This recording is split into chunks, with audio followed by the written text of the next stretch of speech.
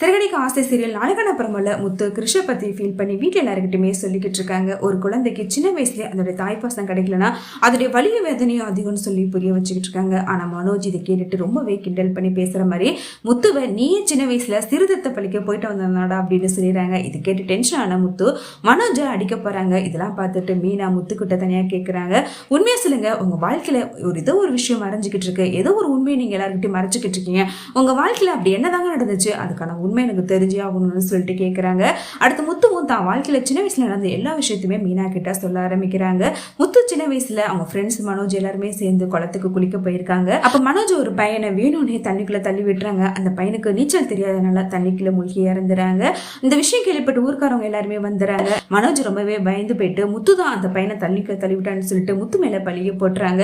முத்துவும் தான் அண்ணனை காப்பாற்றணுங்கிறதுக்காக வேற வழி இல்லாம அந்த பழியை ஏத்துக்கிறாங்க.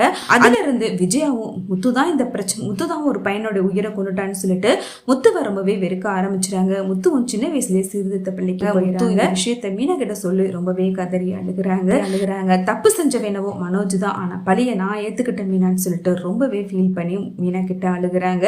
மீனா இவ்வளவு பெரிய விஷயத்த இதுக்காக மறைச்சிங்கன்னு சொல்லிட்டு ரொம்பவே எமோஷனல் ஆறாங்க.